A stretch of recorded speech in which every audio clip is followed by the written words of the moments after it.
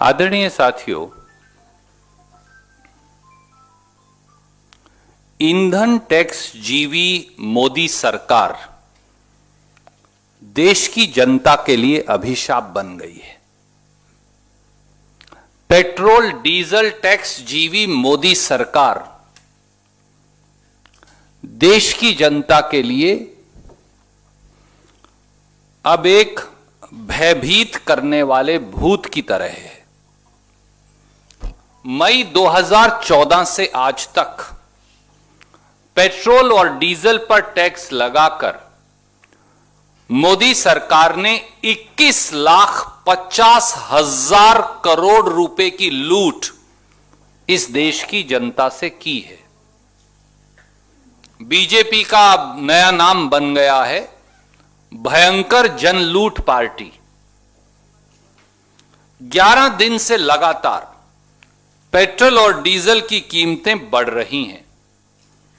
1 मई 2019 यानी दूसरा कार्यकाल संभालने से आज तक पेट्रोल की कीमतों में 15 रुपया 21 पैसे प्रति लीटर और डीजल की कीमतों में 15 रुपया 33 पैसे प्रति लीटर का इजाफा या बढ़ोतरी हुई है। और हमने कैलकुलेट करने की कोशिश की। मई 2019 से आज तक मोदी जी ने 200 बार के करीब या उससे अधिक पेट्रोल और डीजल की कीमतें बढ़ा दी हैं।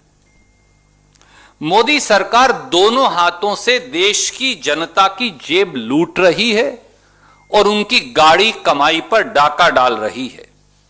एक तरफ चौतरफा महंगाई की मार है और दूसरी तरफ पेट्रोल डीजल और गैस के दामों की भरमार है। देश के कई हिस्सों में तो पेट्रोल 100 पार और डीजल 90 पार हो गया है। इसीलिए हम जनमानुष कह रहा है कि मोदी जी का एक ही नारा है, हम दो हमारे दो, डीजल 90 पेट्रोल 100। अब यह लगता है कि यह देश में मोदी जी को चरितार्थ करने के लिए नारा बन गया है। शर्मनाक बात यह है कि पेट्रोल और डीजल पर टैक्स पर टैक्स लगाकर खुली लूट करने के बावजूद प्रधानमंत्री माननीय नरेंद्र मोदी जी इसका आरोप भी कांग्रेस पार्टी पर मंडकर अपना पिंड छुड़वाना चाहते हैं। इसलिए आज देश के समक्ष हम केवल 5 तथ्यों में पूरी सच्चाई कागजात सहित रखना चाहते हैं। पहला तो आइए 21,50,000 करोड़ की जो ये लूट है इसका सच क्या है। पहला, 26 मई 2014 को जब कांग्रेस यूपीए की सरकार गई और मोदी जी आए तो कच्चे तेल की कीमत थी $108 प्रति बैरल। ये कागज मैं आपको रिलीज कर रहा हूं, ये पीआईबी का 26 मई 2014 का प्रेस रिलीज है, आपके अभी ईमेल पर आ जाएगा।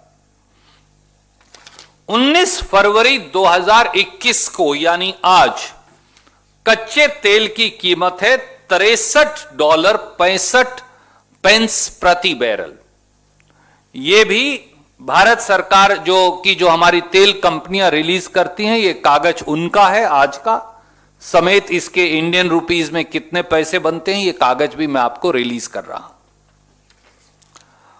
इसके बावजूद जब $108 कच्चा तेल था तो पेट्रोल की कीमत थी $71.51 प्रति लीटर। जब कच्चा तेल घटकर $63 प्रति बैरल हो गया तो पेट्रोल की कीमत दिल्ली में है ₹90.19 और बाकी देश में ₹100 प्रति लीटर। यानी कच्चे तेल की कीमत 41% कम हो गई और पेट्रोल की कीमत 26% बढ़ गई। यह सच्चाई। इसी प्रकार 2014 में डीजल की कीमत थी $57.28 प्रति लीटर। जब कच्चा तेल $108 प्रति बैरल था तो डीजल ₹57 प्रति लीटर था। आज कच्चा तेल $63 प्रति बैरल है, परंतु दिल्ली में डीजल की कीमत ₹80.60 प्रति लीटर है और बाकी देश में लगभग ₹90 प्रति लीटर है। यानी कच्चे तेल की कीमत 41% कम हो गई और डीजल की कीमत 40% बढ़ गई। यह है सच्चाई। दूसरा, आज यानी 19 फरवरी 2021 को कच्चे तेल की कीमत के आधार पर देश में पेट्रोल की कीमत होनी चाहिए ₹32.72 प्रति लीटर और डीजल की कीमत होनी चाहिए ₹33.46 प्रति लीटर। यह भी हम नहीं कह रहे, बाकायदा Indian oil corporation base price और टैक्स का अलग अलग आंकड़ा रिलीज करता है और उनका आखिरी आंकड़ा 16 फरवरी 2021 को उन्होंने रिलीज किया है। उसके बाद 90 पैसे कीमत और बढ़ी है, तो हमने 90 पैसे और जोड़ दिए। वो कागज भी मैं आपको इस समय रिलीज कर रहा हूं। तो भारत सरकार खुद मानती है, ये हम नहीं कह रहे, कागज आपको आ रहा है, भारत सरकार मानती है कि आज पेट्रोल की कीमत है ₹32.72 प्रति लीटर और डीजल की लागत है ₹33.46 प्रति लीटर। तो मोदी जी, ₹32 की लागत वाला पेट्रोल आप 90 और ₹100 पे क्यों बेच रहे हैं? ₹33 की लागत वाला डीजल आप 80 और ₹90 लीटर पर क्यों बेच रहे हैं?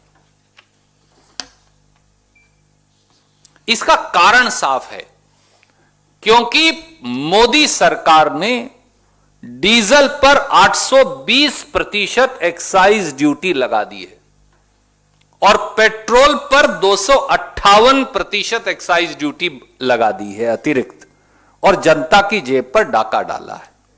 तीसरा पहलू,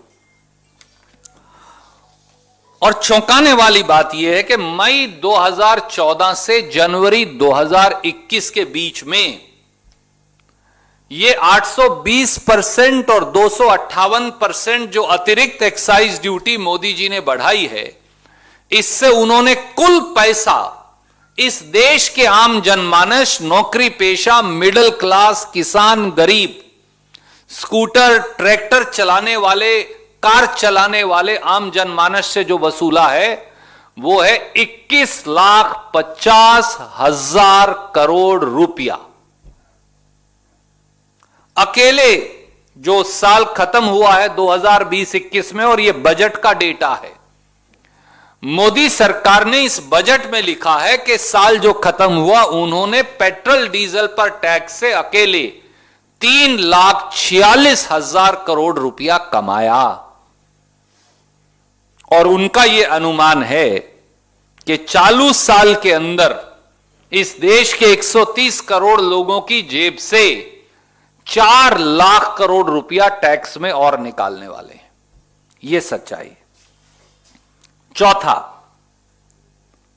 प्रधानमंत्री मोदी जी कहते हैं कि पिछली सरकारों ने कच्चे तेल का उत्पादन नहीं किया, परंतु आंकड़े क्या कहते हैं उनकी कंपनियों के? घरेलू कच्चे तेल का उत्पादन भारतीय जनता पार्टी की सरकार में सालाना 53,66,000 मीट्रिक टन गिर गया, कम हो गया। ये मैं नहीं कह रहा, ये उनकी कंपनियों के आंकड़े बताते हैं। घरेलू कच्चे तेल का उत्पादन मोदी सरकार में सालाना 53,66,000 मीट्रिक टन कम हो गया। यूपीए 1 और यूपीए 2 कांग्रेस के कार्यकाल में घरेलू कच्चा तेल देश की कुल खपत का 23.4% उत्पादन था। 23.5% कुल खपत का कच्चा तेल हम अपने देश में पैदा करते थे। मोदी जी जब से आए हैं ये अब 15.5%, 15.8% हो गया है। तो यानी अगर हम 100 लीटर तेल में से अगर 23.5 लीटर खुद घर में पैदा करते थे तो अब ये 15.5 लीटर हो गया है। ये मोदी जी की वास्तविकता है। और ये भी मैं नहीं कह रहा, ये भी एक प्रॉपर चार्ट जो है गवर्नमेंट ऑफ इंडिया का, वेरीफाइड और सर्टिफाइड, और उसमें हर साल कितना उत्पादन हो रहा है वो मैं आपको रिलीज कर रहा हूं। ये मोदी सरकार के आंकड़े, ये हमारे नहीं। सच्चाई यह है कि साल 2020 में घरेलू कच्चे तेल का उत्पादन पिछले 18 साल में सबसे कम है। क्या मोदी जी जवाब देंगे? पांचवां और आखिरी पहलू, इस देश का 63% कच्चा तेल सरकारी नवरत्न कंपनी ओएनजीसी पैदा करती है, बाकी प्राइवेट सेक्टर में। मोदी जी ने इस सरकारी नवरत्न कंपनी ओएनजीसी का बजट ही इस साल काट दिया। पिछले साल इसका बजट था 32,501 करोड़ रुपया। इस साल निर्मला जी ने उस पर कैंची लगाकर उसे 29,800 करोड़ कम करके। तो कहां से पैदा होगा? और यही नहीं, गुजरात की एक डूबी हुई कंपनी जहां फ्रॉड हुआ था और जिसके बारे में आपको मालूम है, Gujarat state petroleum corporation, GSPC और ऐसी दूसरी कंपनियां जबरन ओएनजीसी को बेचकर मजबूर किया कि वो 25,000 करोड़ का बाजार से कर्जा उठाए, यानी और बोझ बढ़ गया। और तीसरा, ओएनजीसी कच्चे तेल की खोज का बजट ओएनजीसी का जब हमने सरकार छोड़ी तो 11,700 करोड़ रुपया था। मोदी जी ने उसे भी 63% कम करके साल 2020 में कच्चे तेल की खोज का ओएनजीसी का बजट 4,330 करोड़ रुपया कर दिया। प्रधानमंत्री जी बातें तो बहुत करते हैं पर सच कभी नहीं बोलते। इन बातों का जो उनके सरकारी आंकड़े हैं, जब जवाब दीजिए। यह सबूत है कि जो 63% कच्चा तेल घर में पैदा करने वाली नवरत्न कंपनी ओएनजीसी है, उसे मोदी सरकार जानबूझकर बर्बाद कर रही है। साथियों, इसलिए हमारी यह मांग है, भारतीय राष्ट्रीय कांग्रेस की यह मांग है कि मोदी सरकार तेल का खेल और तेल की लूट बंद करे और देश के 130 करोड़ लोगों को पेट्रोल और डीजल के दामों में कटौती कर राहत दे। क्योंकि मोदी सरकार के मुताबिक आज भी पेट्रोल की जो लागत है वो 32 रुपया लीटर है और डीजल की लागत 33 रुपया लीटर है। तो हमसे फिर 100 और 90 रुपया लीटर क्यों ली जा रही है? प्रधानमंत्री स्वयं आगे आकर देश को यह बताएं। इससे पहले कि मैं आपके प्रश्न लूं, मेरे सहयोगी डॉक्टर गौरव वल्लभ जी संक्षेप में अंग्रेजी में आपको यही बात बताएंगे।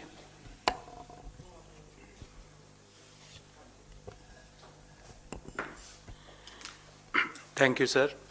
Namaskar to all of you. There is a saying, and this saying is by Modi government, that everyone is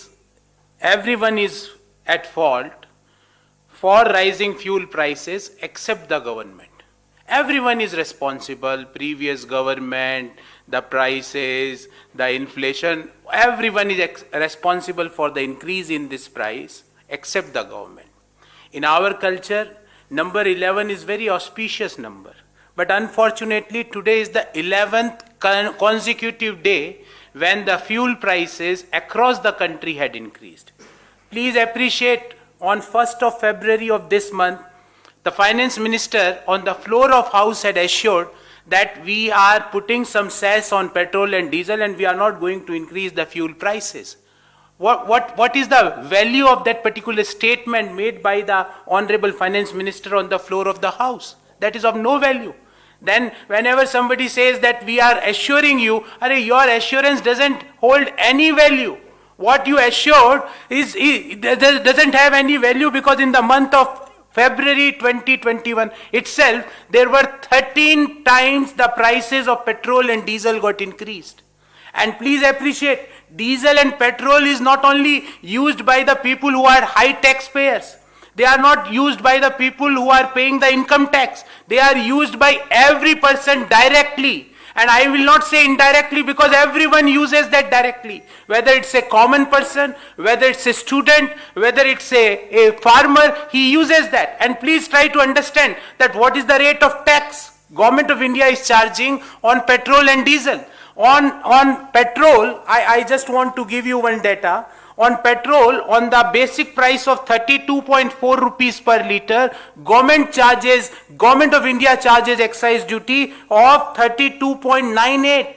Means 100% से भी ज़्यादा, more than 100% tax is there on this particular commodity, which is used by a student of our country, which is used by the middle class of our country, which is used by every person directly or indirectly. And the second one, the diesel, 33 rupees the base price, and the excise duty which Government of India charges is 31.83. Approximately again 100%.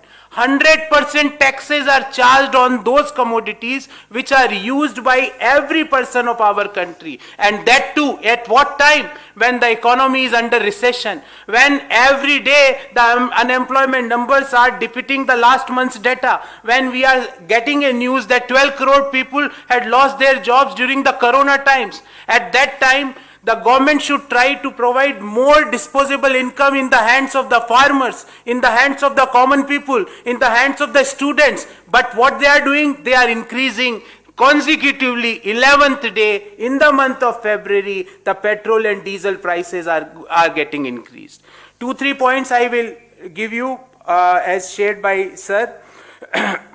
Number one, the Prime Minister says, मैं किसी चीज के लिए उत्तरदायित्व नहीं, 7 साल मेरी सरकार को हो गए पर पुराने वाले बढ़ा के चले गए. अरे भाई, हम बढ़ाते हैं क्या taxes? Are we going to increase taxes और are you increasing taxes every day?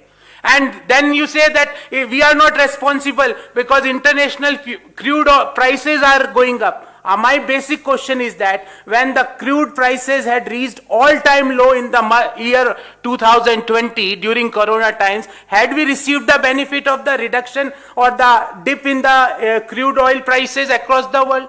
When the crude oil prices reached up to $25 per barrel, had we received the benefit? And I had done one research and I can tell you that there is no correlation. I repeat, there is no correlation between the international crude prices and the prices which Government of India charges in the form of petrol and diesel from us. इसके बीच में कोई संबंध नहीं है.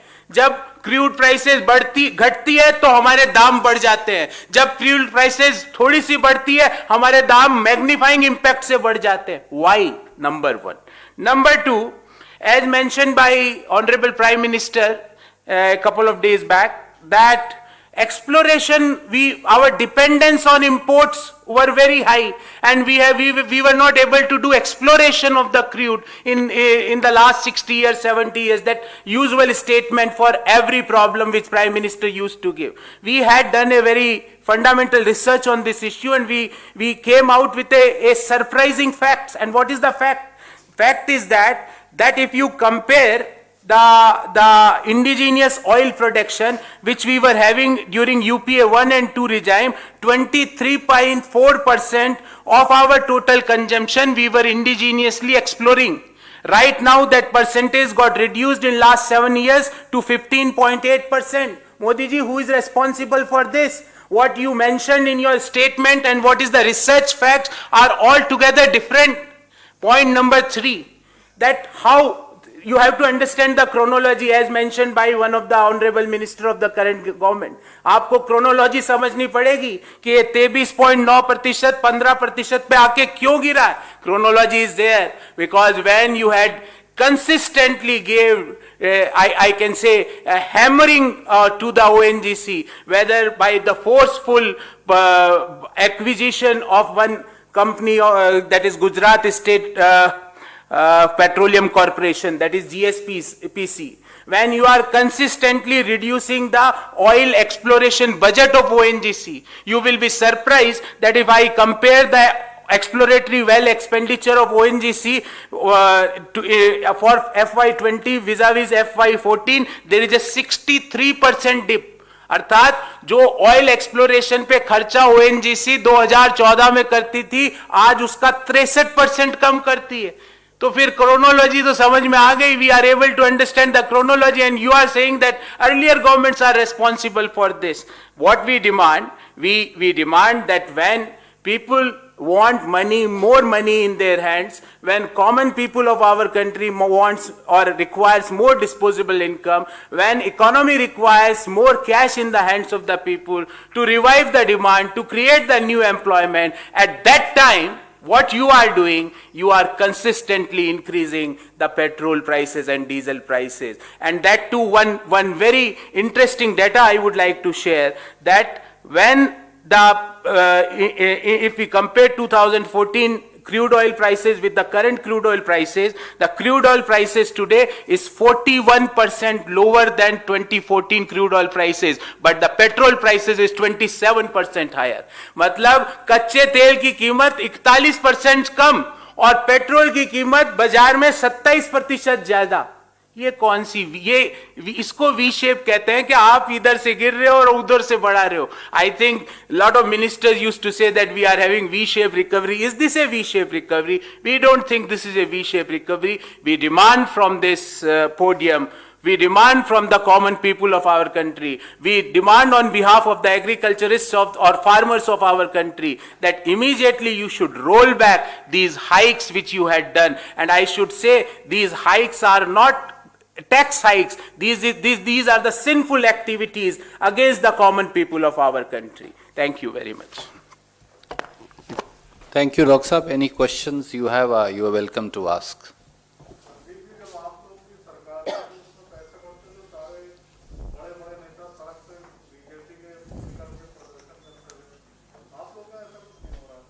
आदरणीय साथी, भारतीय राष्ट्रीय कांग्रेस के संगठन महासचिव की ओर से हमने सब हमारे यूनिट्स को लिखा है, बजाय आप दिल्ली की राजधानी में प्रदर्शन करने के हर ब्लॉक और जिला लेवल पर यह प्रदर्शन करिए, फिर हम इसे प्रांतीय और राष्ट्रीय स्तर पर लेकर जाएंगे.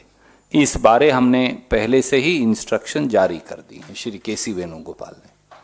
और एक आगे आने वाले दिनों में पेट्रोल डीजल गैस के दामों को लेकर एक व्यापक जन आंदोलन हम तैयार करेंगे.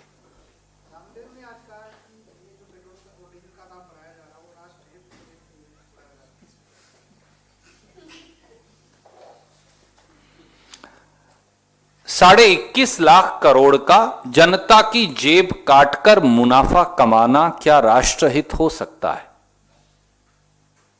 कंपनियां मुनाफा कमाएं, शायद उनकी भी कमा रही हैं काफी, तो ये कंपनी का हित तो हो सकता है, पर ये देश हित कैसे है, इसकी व्याख्या भी मोदी जी और उनके गोदी भक्त अगर कर दें तो अच्छा रहेगा. Excise duty by central government and VAT by state, there is a difference of roughly around 4-5 rupees. Do you say that the state government should also get their act together and reduce VAT as well? And also government is talking about bringing GST, the petroleum product under GST. What does your organization? Let me factually correct you. If you look at Annexure 3 of the press release that I am said to you, you will find the exact component of every duty that is being charged over and above 32 and 34 rupees of petrol and diesel prices. And as my colleague Dr. Gaurav Vallabh pointed out, the central excise is almost 75% of the tax component, and the state taxes are about 25%. That does not mean that the state should not do so. They should emulate Rajasthan government. They rolled back the state taxes. There are no elections there.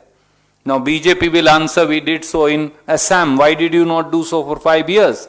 Just because you are going to polls after a month, you are trying to give a lollipop.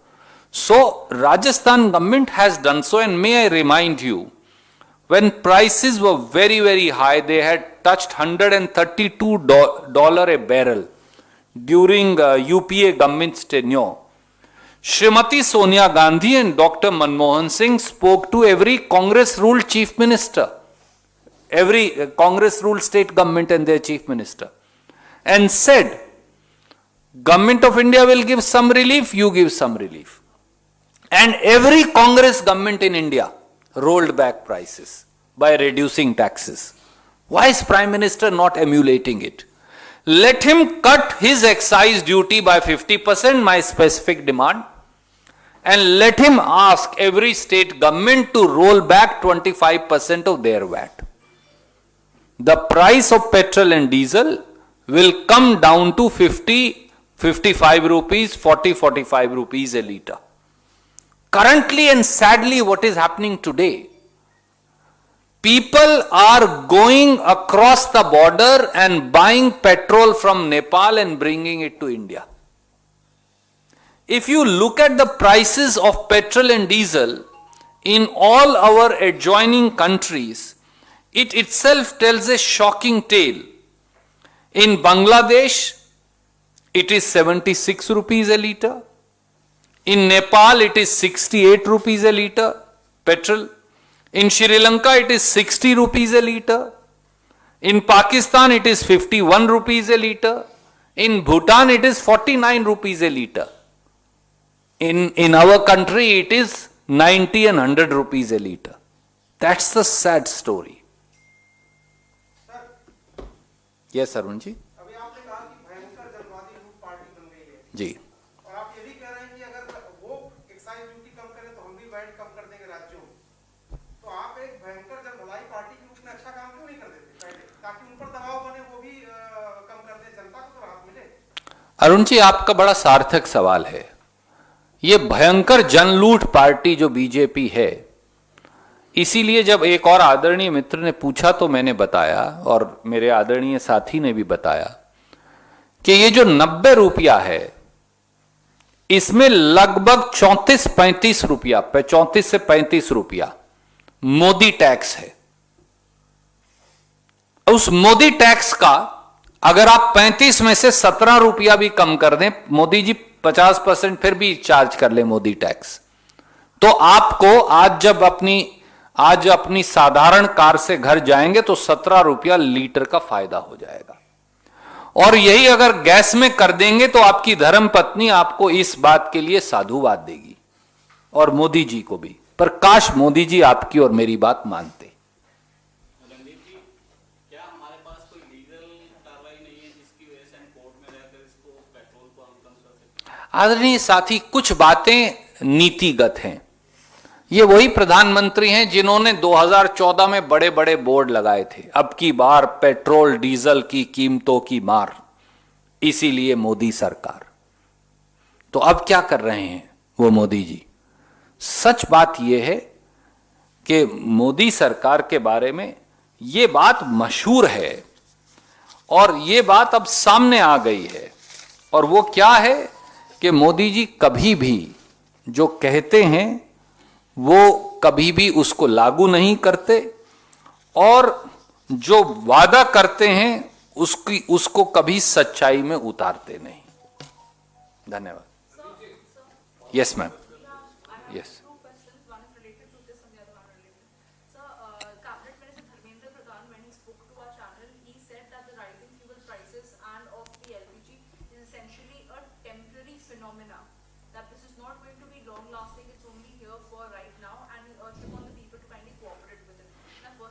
Let me first answer that. I will ask my colleague Dr. Gaurav Vallabh to send you two things. One, the tweet of Shri Dharmendra Pradhan when he announced the dynamic pricing policy and said, and when somebody questioned him on Twitter, a lady said, you will be immensely benefited, for now the prices are connected to the international crude prices. And as they will go down, the prices will go down.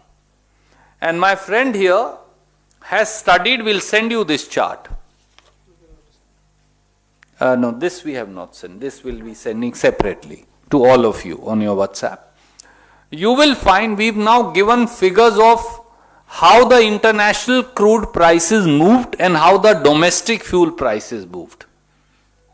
You will find there is absolutely no correlation. So Dharmendra Pradhanji's statement is deceptive, full of falsehood, and he is trying to once again dupe and mislead the people by saying it's a temporary phenomenon. That's why I have released to you as Annexure A1 and 2 the prices that existed as on 26 May 2014, which was $108 per barrel. It's a PIV press release. And again a government data showing that today the rate is $63. Even if you look at pricing during the UPA tenure, and I have prices of each year with me, I have a full chart.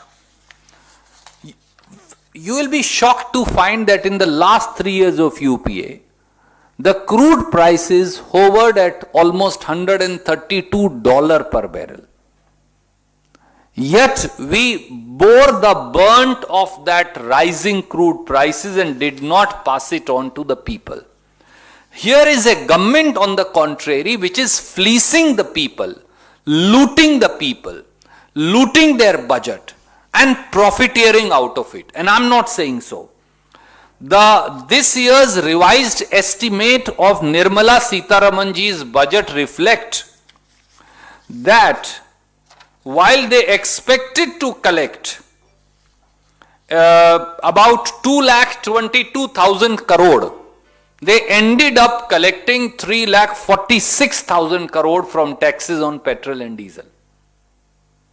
That's almost 1,20,000 crore extra. If this is not cheating and fleecing the 130 crore people of India, then my friend, nothing else can fit into that definition. Your second question, and then I'll come to you, Ashish Shiura. Second question is unrelated to this. It's about China admitting that there were 4 of the Chinese soldiers who were also killed in that Galwan clashes. Does it change the position of the Congress party on the Galwan clashes? Because back then it was only spoken about as the 20 Indian soldiers were martyred. May I remind you of what the former Defence Minister Shri A.K. Antony said?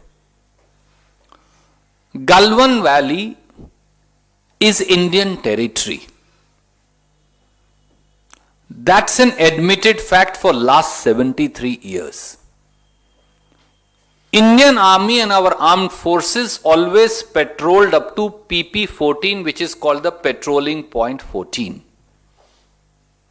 Colonel Santosh Babu and our brave soldiers laid down their lives. 20 of our bravest soldiers martyred themselves in order to protect our motherland. Yes, we are proud of their valor and will always be. But 3 more things have come out since then. Number 1, our government has created a buffer zone, and our forces, as per the former Defence Minister Mr. A.K. Antony, and he said so with conviction, are no longer able to patrol up to the PP 14. Does that mean that the sacrifice of Colonel Santosh Babu and 20 Jawans has gone in vain? Number 2, reports have also suggested that various terrorist attacks, they were advanced intelligence information. Why did Prime Minister not act? Number 3, why is it that we are creating a buffer zone in the Pangong Tso Lake area in our territory between finger 3 to finger 8? Number 4, why has Modi government acceded to withdraw from our forward post at finger 4 to finger 3. Number 5, why has Chinese troops not withdrawn from our areas, which is almost 18 kilometers inside our territory, LAC, up to bottleneck, which is also called Y junction in Depsang Plains, from where UP had pushed them back in our tenure in 2013. Why have the Chinese troops not been pushed back and vacated our territory in Gogra and Hot Springs? And why is Prime Minister scared of naming the word China? Why does the Prime Minister show them red eyes and push them back from India's territory? How can there be a compromise? By creating buffer zone in our territory, it amounts to ceding territory to them. So sacrifice of our jawans cannot be a matter of compromise. Abhishek ji, Ashish ji, sorry. Sir दो question है, दोनों ही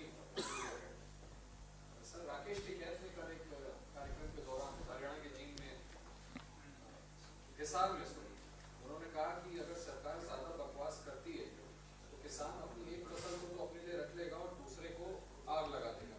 ये नौबत यहाँ तक आ गई है, इस पर आपकी क्या प्रतिक्रिया है? मुझे पहले इसका जवाब दे देता।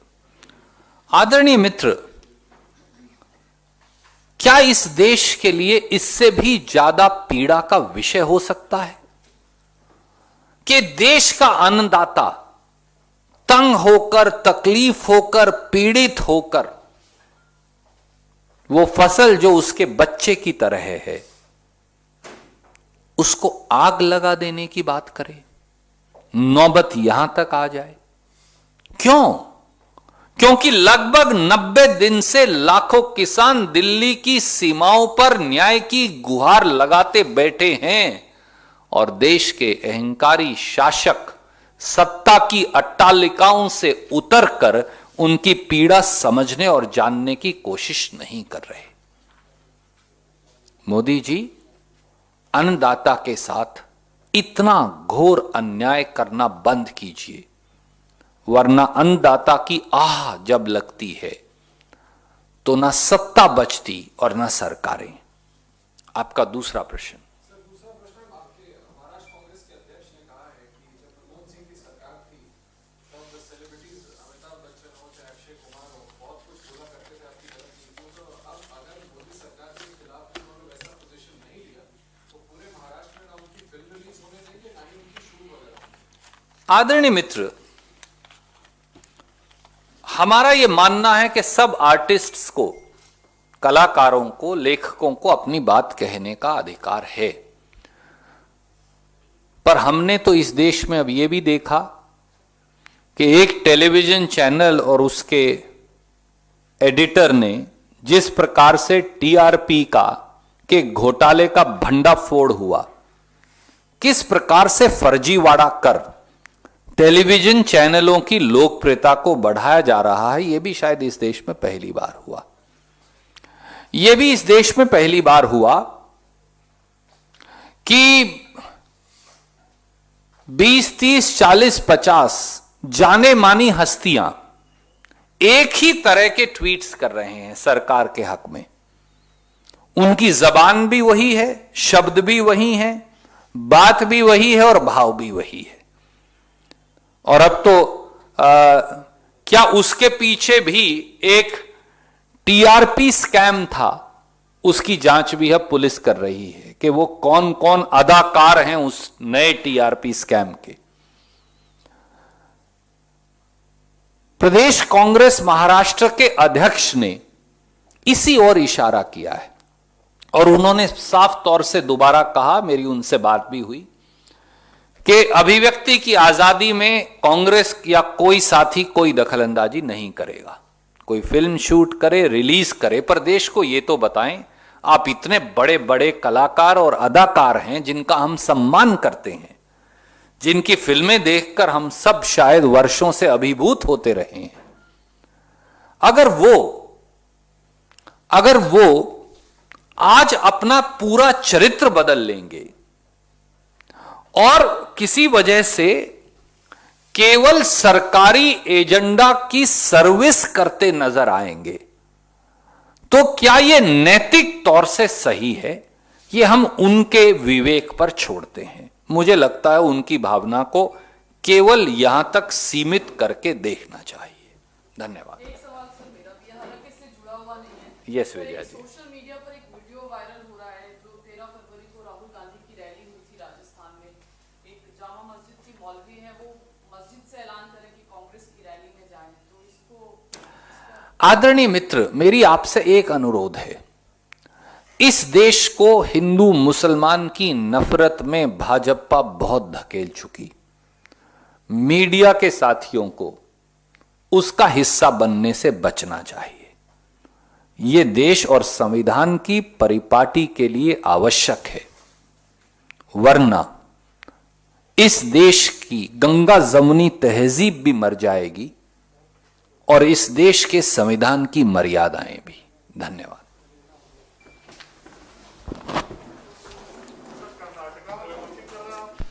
हाँ सर, कोचिंग कर रहे हैं। कौन? हम किसकी कोचिंग कर रहे हैं?